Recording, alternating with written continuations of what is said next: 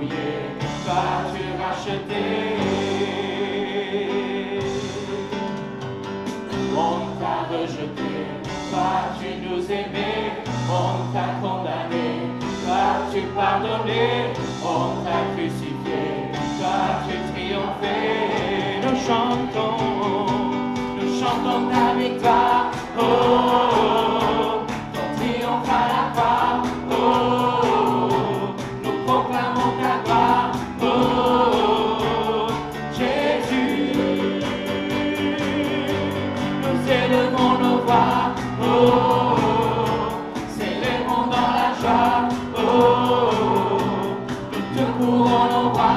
Oh, Jésus, on t'a humilié. On t'a humilié, vas-tu relever?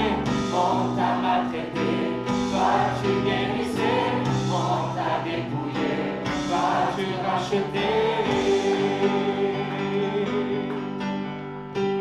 On t'a rejeté, vas-tu nous aimer? On t'a condamné, vas-tu pardonner? On t'a crucifié, vas-tu triompher? Nous chantons ta victoire, oh, ton triomphe à la croix, oh, nous proclamons ta gloire, oh, Jésus,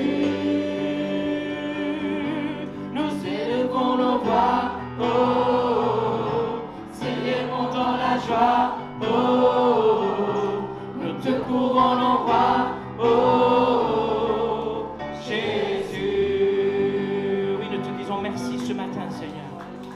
Gloire, toute la gloire soit donnée à toi, Jésus. Tu conduis mes pas et tu parles mon âme. Mon Dieu, tu m'attires à toi. Je ressens tes pas, ta voix qui me calme. Si les vents me freinent, la mer se déchaîne, tu es près de moi. Et dans le chaos, tu es mon repos, tu restes le même. Ma confiance est en toi, Jésus mon roi. Je m'accroche à tes promesses, je puise l'amour et la paix en toi. Je te redirai sans cesse que je t'aime à jamais et pour l'éternité, que je t'aime à jamais et pour l'éternité. Mon cœur, je chante tes merveilles, toi la divine, tu es mon sauveur.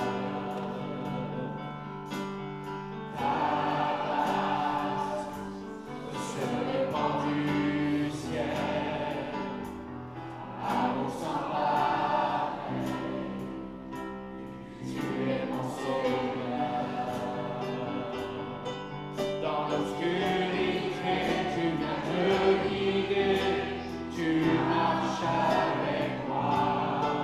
Dans l'adversité, je peux résister, tu restes le même. Ma confiance est en toi, Jésus mon roi. Je m'accroche à tes promesses, je puise l'amour et la paix en toi. Je te redirai sans cesse ma confiance est en toi, Jésus mon roi.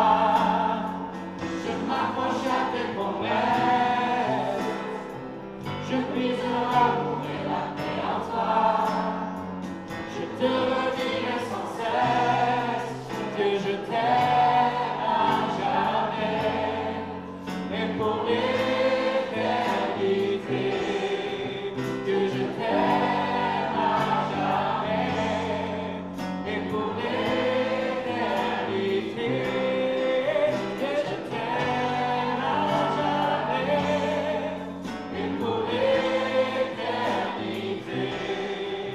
Dieu, je t'aime à jamais et pour l'éternité.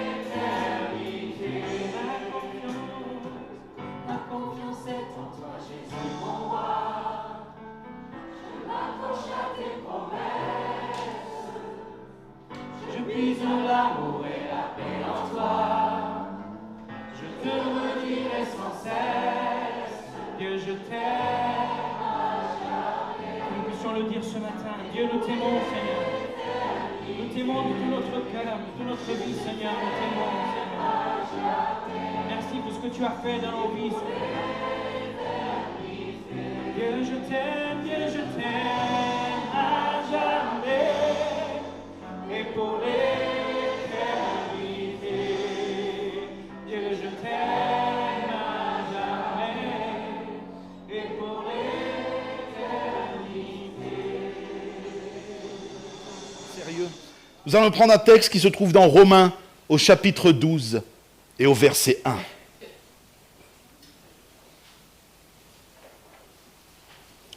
Ce texte nous dit « Je vous exhorte donc, frères, par les compassions de Dieu, à offrir vos corps comme un sacrifice vivant, saint, agréable à Dieu, ce qui sera de votre part un culte raisonnable. Amen. » Je pense que tout le monde ici a déjà été redevable envers quelqu'un. Je pense ne pas me tromper en disant ça. Je pense que dans la vie, il y a déjà des gens qui vous ont aidé, qui ont été généreux envers vous d'une façon ou d'une autre, et on se sent redevable dans ces cas-là. Moi, en tout cas, je me sens redevable quand quelqu'un vient m'aider, me bénit, etc. Je me dis, waouh, j'ai envie de bénir ce frère en retour ou cette sœur. Pour moi, c'est quelque chose de naturel et de normal. Je ne sais pas ce que vous en pensez, mais je trouve que ça devrait être normal. Il y a à peu près 2 semaines de ça, je discutais avec quelqu'un qui était juif, et dans notre discussion, il nous expliquait que sa grand-mère a été, pendant la Seconde Guerre mondiale, sauvée par une famille française. Elle a été cachée, etc. Je ne vais pas tout vous raconter, c'était un témoignage qu'il nous donnait, ce juif. Et puis il nous dit, lui c'est le petit-fils, donc ça date. Et il nous disait, chaque année, il prend des nouvelles de la famille qui a sauvé sa grand-mère. Chaque année, il disait, pour moi c'est quelque chose de normal. Il a dit, je suis redevable envers cette famille parce que si je suis là aujourd'hui, c'est parce que cette famille française a pris des risques pour sauver ma grand-mère, nous a cachés, etc., etc. Et vous savez, le peuple juif même recherche ces personnes en France et dans d'autres pays qui ont été des héros. Il les appelle même, quand il les retrouve, les justes parmi les nations. Être redevable, c'est quelque chose de normal. Ça doit être naturel. Quand quelqu'un vous a fait du bien, en retour, faites-lui du bien. D'accord ? Ne faites pas du bien en attendant quelque chose en retour, par contre. D'accord ? Dans ce texte, on regarde Paul qui exhorte les chrétiens. Mais le terme utilisé ici, c'est parakalo, qui est traduit ici par exhorter. Mais dans la réalité, Paul, il va plus loin que ça. Ce mot veut également dire supplier. Et c'est comme si Paul disait, je vous supplie, frères et sœurs en Christ. Je vous supplie. Ce n'est pas seulement un encouragement ou une exhortation à nous offrir à Christ, à nous offrir à Dieu comme un sacrifice vivant, saint et agréable. C'est vraiment une supplication. Paul ici nous dit qu'il y a quelque chose d'important à faire. Ce n'est pas juste une petite suggestion en disant, bon, je vous conseille d'offrir vos corps. Ce n'est pas ce que Paul fait. Ça sort de ses entrailles. Il nous pousse à le faire fortement parce que pour lui, nous sommes redevables. Et d'ailleurs, il va utiliser le mot dans ce verset qui est « donc ». Ça signifie qu'avant ce verset-là, il y a d'autres chapitres qui ont été donnés et il nous explique en fait que parce que ce qu'il a dit avant est très important de ce que Dieu a fait, etc. Donc, nous devons nous offrir. Le donc est important. Il peut se traduire aussi par conséquent en grec. Nous sommes redevables. Et Paul est en train de dire, parce que tout ce que Dieu a fait tellement de choses pour nous, donc nous devons nous offrir. Ce n'est pas juste une suggestion. Ce n'est pas un commandement non plus. Mais c'est quelque chose qui est fort sur le cœur de Paul et qui nous amène à être redevables, à être reconnaissants envers Dieu. Nous allons voir un petit peu le donc, ce qu'il signifie dans ce verset-là. Parce que Dieu nous a sauvés alors que nous étions perdus. Dans les chapitres d'avant, par exemple dans Romains au chapitre 3 et verset 23, il est dit « Car tous ont péché et sont privés de la gloire de Dieu. » Toutes les personnes dans cette église ont péché et sont nées pécheurs. Il n'y a personne qui est né saint et juste. C'est ce que la Bible affirme. Même si tu n'as pas été quelqu'un de très méchant, tu n'as pas été un grand bandit, tu n'as pas été quelqu'un qui a fait du mal ou qui a tué, tu es un pécheur. Parce que tu vis sans Dieu, tu as vécu sans Dieu, etc. Parce que tu n'accomplissais pas ce que Dieu voulait. Et je pense qu'ici, tout le monde a déjà menti. Même un tout petit peu, un petit mensonge. Des fois, on dit un petit mensonge. Vous savez, on adoucit un peu le péché. J'ai dit un petit mensonge. J'ai fait une petite erreur, une petite tricherie, un petit café. On aime bien diminuer les choses. Le péché, c'est le péché. La Bible nous dit qu'on a tous péché. Et Romains 5, 8 nous dit « Dieu prouve son amour envers nous en ce que lorsque nous étions encore des pécheurs, Christ est mort pour nous. » Donc, le donc de Paul peut s'appliquer ici. Puisque Christ a donné sa vie pour moi, comment puis-je refuser de lui donner ma propre vie en retour? Vous êtes d'accord avec moi pour le moment? Soyons reconnaissants envers Dieu parce qu'il a envoyé son Fils unique, Jésus-Christ, payé à notre place. Parce que nous avons été justifiés gratuitement. Romains chapitre 3, verset 24 dit « Et ils sont gratuitement justifiés par sa grâce, par le moyen de la rédemption qui est en Jésus-Christ. » Nous n'avons rien payé. Et Dieu merci, parce que déjà d'une, on n'avait pas ce qu'il faut pour payer ce prix-là. Mais parce qu'en plus, vu ce que Jésus a subi, mes frères et mes sœurs, heureusement que nous n'avons pas subi ça. Personne n'aurait été capable de supporter le centième de ce que Christ a subi. D'accord? Donc, offrir notre vie à Dieu, ce n'est pas un moyen d'obtenir le salut, mais c'est plutôt une réponse gratuite envers celui qui a payé le prix à notre place. Amen. Parce que nous avons été délivrés de l'esclavage du péché. Romains 6, verset 6 nous dit « Notre vieil homme a été crucifié avec lui, afin que le corps du péché soit réduit à l'impuissance. » Nous ne sommes plus esclaves du péché. Nous ne sommes plus esclaves de notre vieille nature. Dieu nous en a délivrés à travers Jésus-Christ. Si avant nous étions esclaves de notre vieille nature, cette nature colérique, cette nature mauvaise, cette nature pécheresse, Dieu nous en a délivrés. Donc, vous êtes d'accord avec moi là? Le donc? Non, je vous ai perdu. Alléluia. Donc il est normal que notre corps, avec sa nouvelle nature, serve le Dieu vivant et vrai. Parce qu'avant nous étions esclaves de choses horribles. Moi je me rappelle quand Christ n'était pas le sauveur de ma vie, quand Christ n'était pas mon Seigneur, j'étais esclave de bien des choses. Et il m'en a délivré. Donc aujourd'hui, je veux le servir de tout mon cœur. Toute ma vie, tout mon corps est à lui. Ce donc-là est aussi dans cette situation. Parce que nous avons reçu le Saint-Esprit. Dans Romains chapitre 8, verset 9, il est dit « Si quelqu'un n'a pas l'Esprit de Christ, il ne lui appartient pas. » Dieu n'a pas seulement enlevé nos péchés, il ne nous a pas seulement libérés de l'esclavage du péché. Il n'a pas seulement aussi donné sa vie. Il ne s'est pas dit, tiens, maintenant que j'ai fait tout ça, débrouillez-vous. Moi, j'ai fait la chose la plus dure, j'ai fait ce qui était impossible pour vous. Maintenant, vous allez vous débrouiller par vous-même. Moi, j'ai assez donné. Non. Jésus nous a donné son Esprit Saint pour que nous puissions le servir de la bonne façon, pour que nous puissions résister au péché, résister aux tentations. Par nos propres forces, c'est impossible. Jésus le savait. Et donc, la consécration devient la réponse naturelle d'un cœur reconnaissant. Amen. Amen. Eh oui, mes frères et mes sœurs. Parce que rien ne peut nous séparer de son amour. On l'a entendu aussi dans les prières ce matin. Je pense que quasiment tout ce que je suis en train de dire a été résumé dans les prières, etc. Gloire à Dieu. Romains 8, verset 38, etc. Ni la mort, ni la vie, vous connaissez. Et Paul terminera, on dira, rien ne pourra nous séparer de l'amour de Dieu manifesté en Jésus-Christ notre Seigneur. On a un Dieu merveilleux, vous ne trouvez pas? Il pourrait s'être arrêté à la croix en disant, j'ai fait le nécessaire. Mais il nous remplit de son amour. Il nous bénit au quotidien. Et en plus de ça, il s'assure que nous ne pouvons pas être séparés de son amour. Nous avons l'assurance de notre salut. Donc, la consécration, je l'ai dit, elle doit être quelque chose pour nous de normal.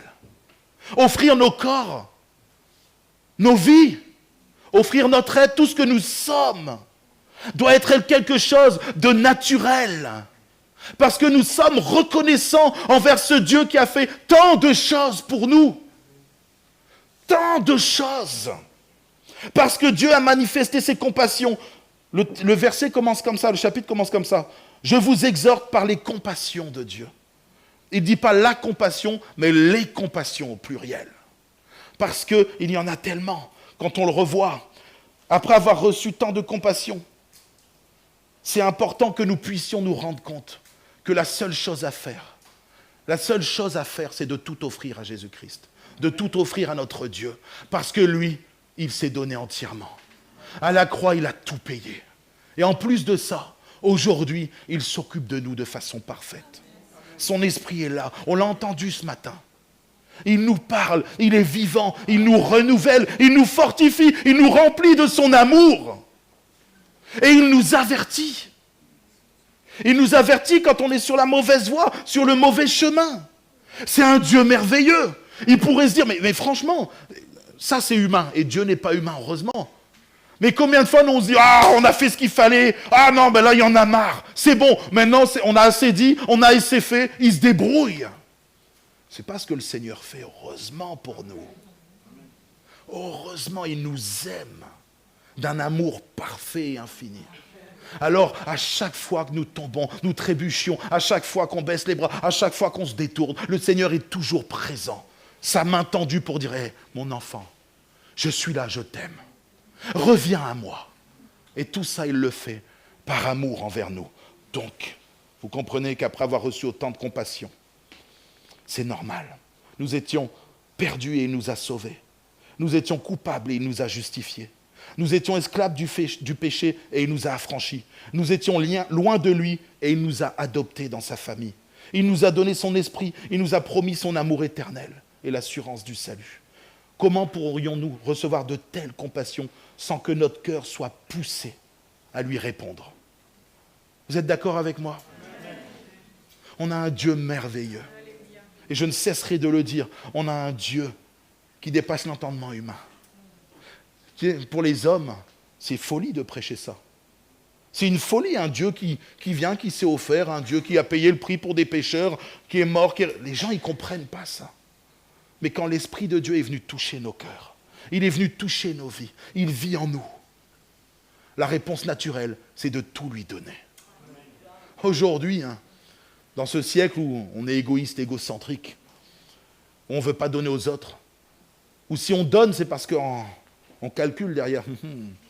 Si je donne à Daniel Branco, l'homme du Bronx, voilà. Si je donne à Daniel, c'est parce qu'en retour, je vais recevoir quelque chose. Vous voyez ce que je veux dire? Ça, c'est cette génération. C'est cette génération qui est comme ça. Ce monde est comme ça. Si je fais quelque chose, c'est parce qu'en retour, je vais recevoir.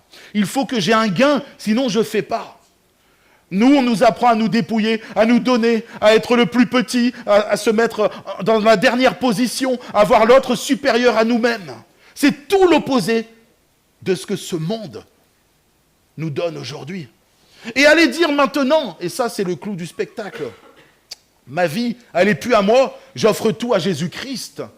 C'est de la folie. Pour le monde d'aujourd'hui, c'est de la folie. Et pourtant, s'ils savaient ce que nous vivions, s'ils savaient, s'ils connaissaient l'amour de Dieu manifesté en Jésus-Christ, le monde courrait à la croix, se prosternerait devant Jésus-Christ et s'offrirait entièrement en sacrifice sans aucune hésitation pour recevoir cette paix, cet amour et surtout la vie éternelle, la vie en abondance. Donc, mes frères et mes sœurs, il est normal de tout offrir à Jésus-Christ. Il est normal de tout lui donner. Ça ne doit pas être une contrainte de dire donner ça à Christ là. Ah non, c'est difficile. Lui n'a pas hésité un seul instant. Et même il aurait pu, il ne l'a pas fait. Il aurait pu, il est Dieu, il aurait pu dire non, moi, bon, c'est bon, je jette. Non. Et quand Jésus est sur la terre, il dit non, pas ma volonté, mais la tienne, Père. Parce qu'il savait que son sacrifice allait bénir l'humanité. Comment doit s'exprimer notre reconnaissance selon Paul? Par un sacrifice. Un sacrifice vivant. Il commence par dire un sacrifice vivant. Dans l'Ancien Testament, sacrifice, c'est quelque chose de particulier. C'est vrai que nous, au XXIe siècle, on parle de sacrifice, on a une idée vague un petit peu de ce qui se passe. Mais dans l'Ancien Testament, quand Jésus s'adresse aux Juifs, il parle de ces choses-là, où Paul s'adresse aux Juifs et aux gens de l'époque et il parle de ces choses-là, eux, ils savent ce que c'est un sacrifice, surtout le peuple juif. On plaçait un animal sur l'autel et il mourait. Est-ce que vous êtes déjà posé la question de pourquoi on faisait ça? C'est important, la Bible nous le dit, mais est-ce qu'on s'est arrêté un petit peu sur la signification du sacrifice? Le sacrifice était très important parce qu'il rappelait la gravité du péché. Dieu voulait que son peuple comprenne que le péché n'est pas quelque chose de léger. Mes frères et mes sœurs, c'est toujours valable aujourd'hui. Le péché, ce n'est pas quelque chose à prendre à la légère. Chaque fois qu'un animal était sacrifié, l'Israélite voyait qu'à cause du péché, une vie devait être donnée. Dans le Lévitique, chapitre 17, verset 11, il est dit « Car la vie de la chair est dans le sang. Je vous l'ai donnée sur l'autel, afin qu'elle serve d'expiation pour vos âmes, car c'est par la vie que le sang fait l'expiation. » C'est ce que Jésus désire que nous fassions quand nous mangeons le pain et le vin, que nous nous rappelions de sa mort. Faites ceci en mémoire de son sacrifice. Il veut que nous nous rappelions qu'à cause de notre péché, pas le péché du voisin, pas le péché de l'autre église là-bas, mais de nous-mêmes, de notre église, que nous nous rappelions que Jésus est mort pour nous. Dans Ésaïe chapitre 53, verset 5, il est dit « Le châtiment qui nous donne la paix est tombé sur lui. » Mes frères et mes sœurs, ça devait tomber sur chacun d'entre nous, et c'était juste. Nous méritions cette mort. Nous méritions d'aller en enfer. Mais Jésus a payé le prix. Le châtiment qui devait tomber sur nous est tombé sur lui. Et à chaque fois que nous partageons le repas du Seigneur, nous devons nous rappeler qu'il a payé le prix à notre place. Que son sang a été versé pour effacer nos péchés, à cause de nous. C'est important. Et ce matin, Dieu a parlé à quelqu'un, s'est adressé à quelqu'un, et j'aimerais rebondir là-dessus. Jésus a souffert. Jésus a souffert, on l'a chanté, pour nous, pour effacer nos péchés, pour que nous puissions être adoptés, être appelés enfants de Dieu, pour que nous puissions hériter de la vie éternelle. Ne vis pas ta vie, excusez-moi, comme un patachon ou une patachonne. Ne vis pas ta vie de n'importe quelle façon. N'oublie pas que Jésus a payé le prix. Il a payé cher. Son sang a coulé. Il a été percé, humilié, rabaissé, frappé. Là, je fais une parenthèse, je n'avais pas prévu de le dire, mais n'oublions pas ce que Jésus a payé pour chacun d'entre nous. N'oublions pas, parce que la souffrance a été telle. Nous ne pouvons pas vivre nos vies comme bon nous semble. Vivre de façon patachonne. Nous devons avoir une vie qui glorifie Jésus-Christ. Alléluia.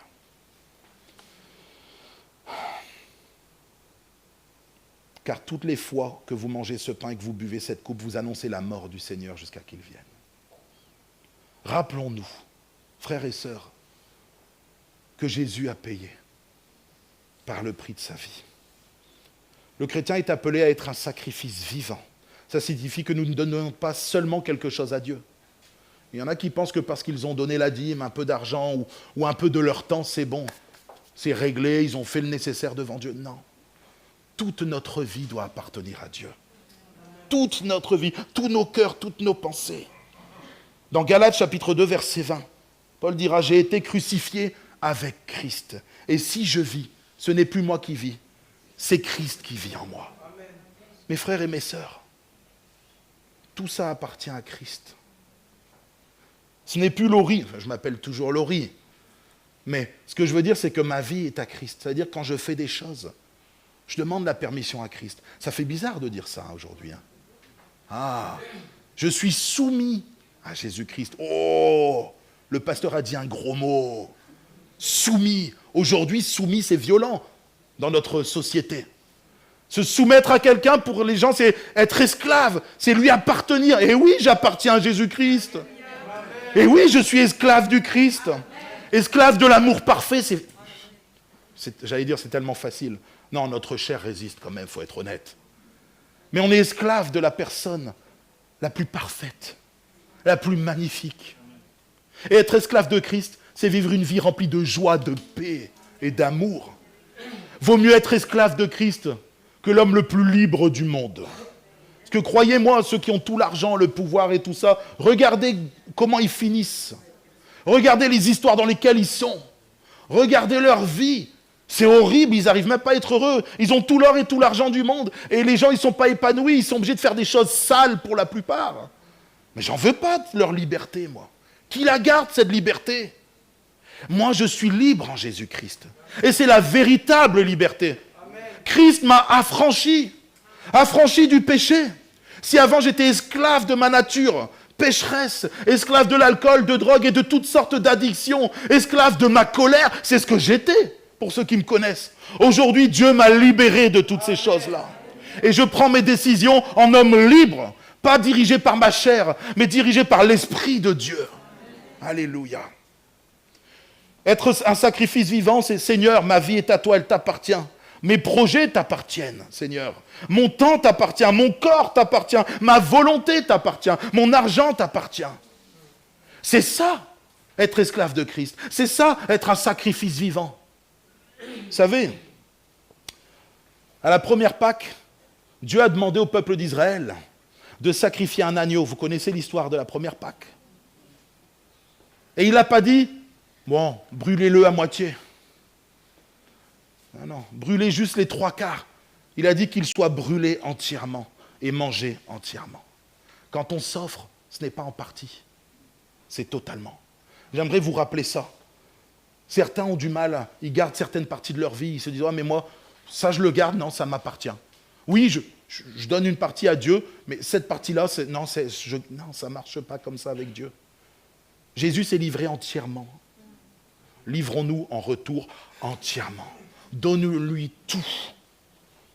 Être un sacrifice saint, parce que Paul commence par le sacrifice vivant, après il dit saint. Saint signifie mis à part pour Dieu. Dans le temple, les objets consacrés à Dieu ne pouvaient pas être utilisés pour un usage ordinaire. Ils devaient être purifiés selon un rituel afin de pouvoir être utilisés pour les chances du temple et pour Dieu seulement. Le chrétien est appelé à être mis à part pour le Seigneur. Je voudrais vous poser une question ce matin. Est-ce que vous êtes mis à part pour le Seigneur? Est-ce que votre vie est mise à part pour le Seigneur? Amen. Seigneur, moi j'aimerais être totalement mis à part.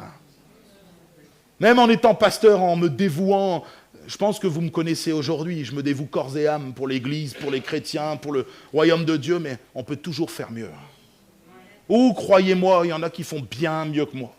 Donc Seigneur, aide-moi à être totalement mis à part. Seigneur, on est tellement loin du compte. Tellement loin. 1 Pierre chapitre 1 verset 15. Mais puisque celui qui vous a appelé est saint, vous aussi soyez saints dans toute votre conduite. Pas facile, hein, dans nos réactions parfois. Je dis souvent, mais dans le sud, c'est quelque chose ça va vous parler. T'es en voiture dans le sud, ça te parle déjà. T'as un bouchon d'un coup, t'as des gens, ils font ça. Intérieurement, t'as un cri qui... T'as envie d'ouvrir ta fenêtre, tu vois. Et comme je disais en rigolant aux jeunes, à l'ancienne, tu balances ton bras comme ça dans la joue de l'autre, tu vois. Non. Tu peux pas le faire. T'es chrétien. T'es sanctifié, t'es saint, t'es mis à part pour Dieu. La conduite dans le sud, c'est quand même quelque chose, il faut être honnête. Nos pensées, elles doivent être sanctifiées. Nos paroles doivent être sanctifiées. Nos comportements, je viens de le dire, nos relations, nos motivations, tout ce que nous faisons doit être mis à part pour Dieu. Eh oui, la sainteté, ce n'est pas seulement dans nos actes, c'est aussi dans nos paroles et surtout dans notre cœur. Vous savez, il y a des gens qui parfois critiquent et médisent, ça arrive. Voilà, c'est des choses qui, hélas, même parfois dans nos églises, ça arrive. Mais la Bible dit que c'est de l'abondance du cœur que la bouche parle. Amen. Mon frère, ma sœur, ça peut arriver un dérapage incontrôlé. Tu as parlé un peu trop, mon Seigneur, je te demande pardon. Voilà, demande pardon aux personnes que tu as blessées, etc. Mais si tu es connu dans ton tempérament, pour avoir, excusez-moi l'expression, une langue bien pendue, eh oui, une langue bien pendue, alors sanctifie ta langue, mais sanctifie surtout ton cœur. Parce que c'est de l'abondance du cœur que la bouche parle. Amen. Si ton cœur n'est pas purifié, ta langue, elle va refléter ton cœur. Tu vas pouvoir maîtriser un petit peu quand même. Mais au bout d'un moment, ça va sortir comme une mitraillette, vous savez. Tu ne pourras pas retenir ce qu'il y a dans le cœur. Purifie ton cœur. Wash. On a acheté un appareil là qui, vous savez, qui aspire, qui nettoie tout seul là. Puis l'autre jour, je dis wash. Je dis nettoyage. Wash ton cœur toi aussi. Alléluia. La sainteté, ce n'est pas seulement en apparence, c'est dans la profondeur du cœur. Être un sacrifice saint, c'est quelque chose qui est mis à part pour Dieu. Mais dans tout ce que tu fais, dans tout ce que tu penses, dans tout ce que tu dis et dans tes réactions. Ce n'est pas seulement dans les actes. Oh, j'ai fait une bonne action, je vais aller au ciel. Vous savez, à un moment, on pensait que les bonnes œuvres allaient nous sauver. Ce n'est pas vrai. D'accord ?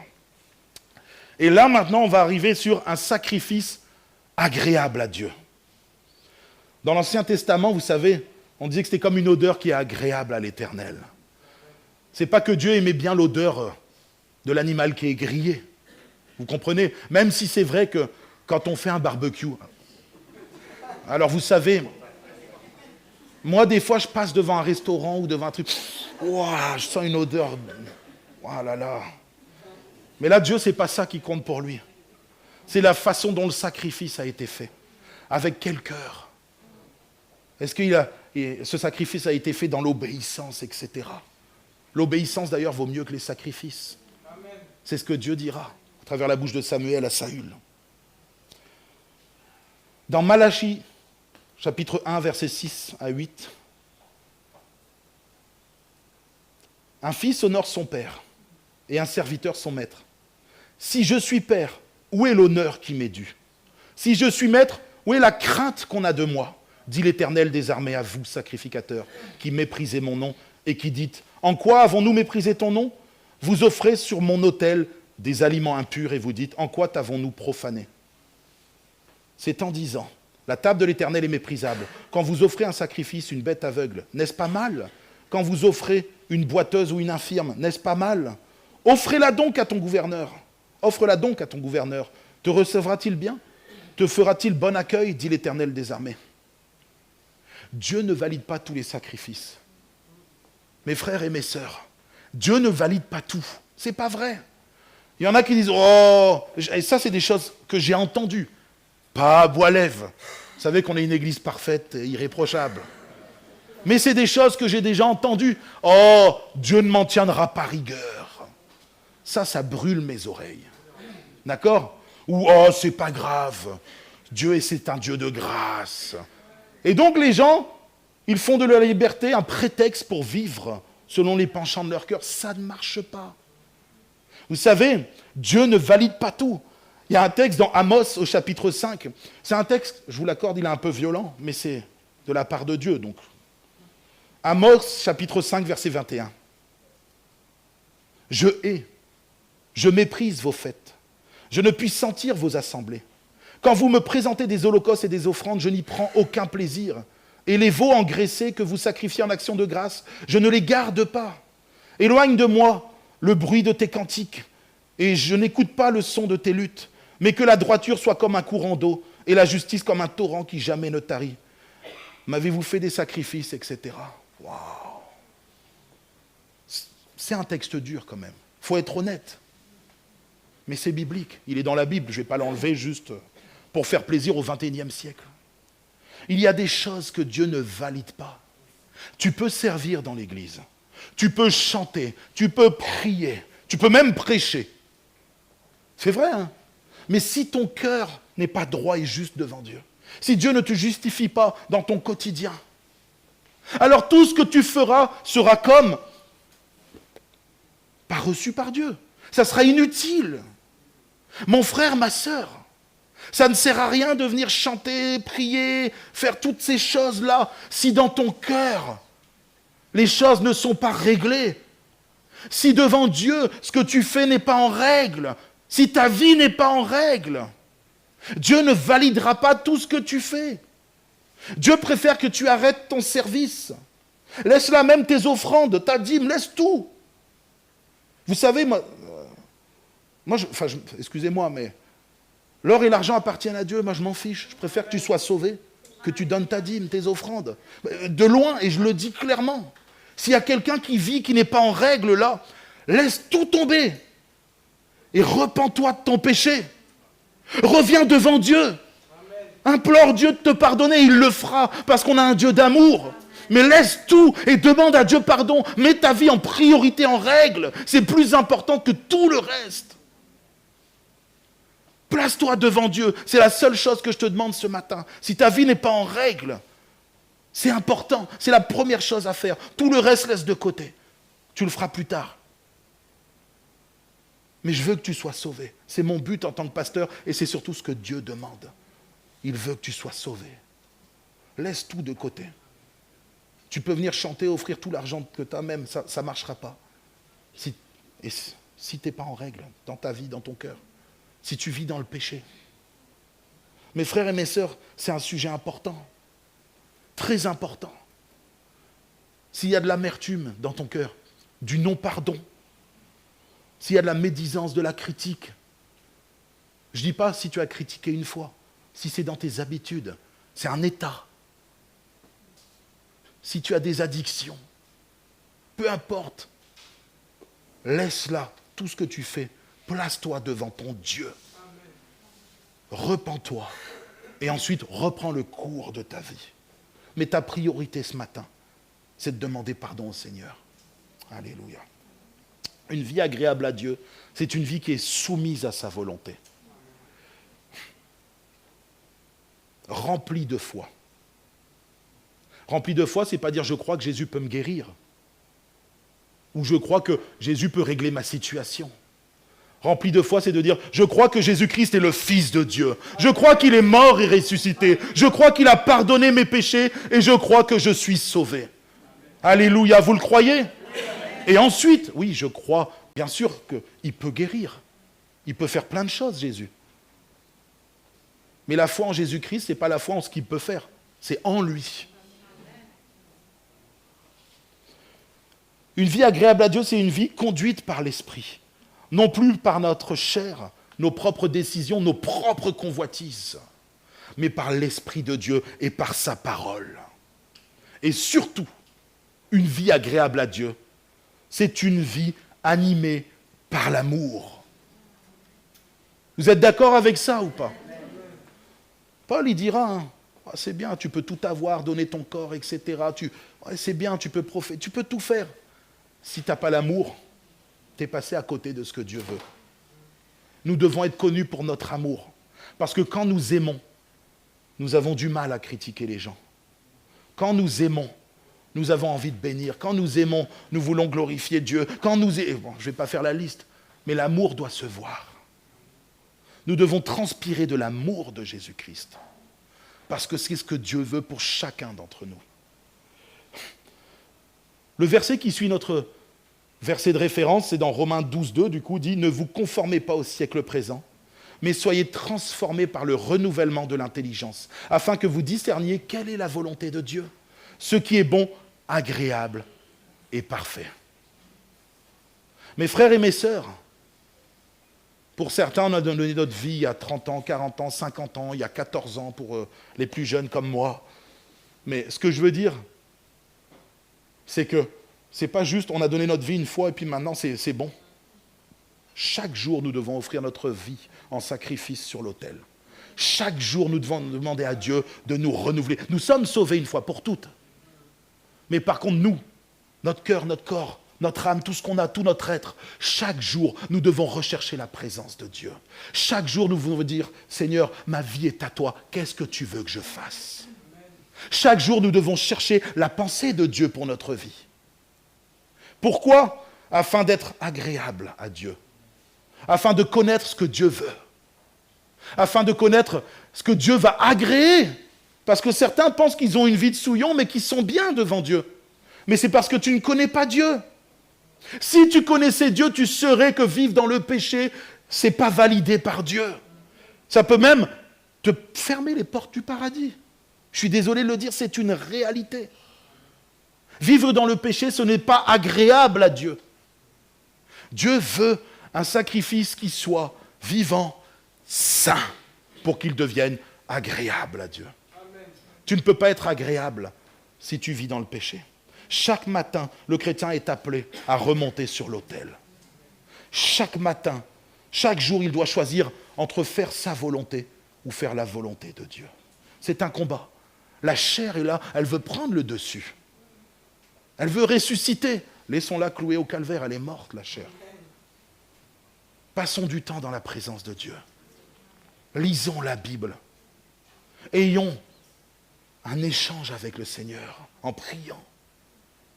Si tu ne fais pas ces choses-là, tu ne feras pas ce qui est agréable à Dieu.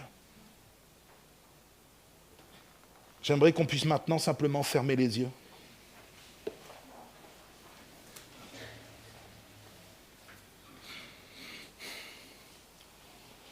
Aujourd'hui, Dieu ne cherche plus des animaux qu'il va offrir sur l'autel. Ça, c'est terminé, ce temps des sacrifices. Jésus est mort, il est le sacrifice parfait. Mais aujourd'hui, il cherche des hommes et des femmes qui lui appartiennent entièrement. Ce matin, tu ne dois pas te demander si tu es sauvé, mais plutôt, est-ce que ma vie est un sacrifice vivant à Dieu? Comment pourrais-je refuser à Dieu d'offrir toute ma vie? Lui, il l'a fait. Il l'a fait de tout son être. Il s'est donné à la croix. Alors que ce matin, chacun d'entre nous, nous puissions dire, Seigneur, ma vie est tout entière à toi. Seigneur, ma vie t'appartient. Seigneur, je veux faire plus pour toi, parce que toi, tu as tout donné. Moi aussi, je veux apprendre à tout donner. C'est important que ce matin, chaque chrétien puisse se placer devant Dieu. Ne regarde pas ton voisin. Ne pense pas à quelqu'un d'autre. Pense à toi, pense à ton cœur. Pense à ta vie.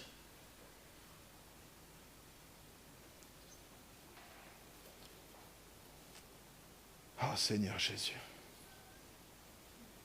Pense à ta vie ce matin. Est-ce qu'elle glorifie Dieu dans tous les pans de ta vie? Dans ton cœur, dans tes pensées, dans ce que tu fais quand tu parles des autres? Est-ce que ta vie glorifie Dieu? Est-ce que ta vie représente Jésus-Christ? C'est important ce matin que tu te poses cette question. Parce que si tu veux plaire à Dieu, il faut le glorifier dans tout ce que tu es et dans tout ce que tu fais.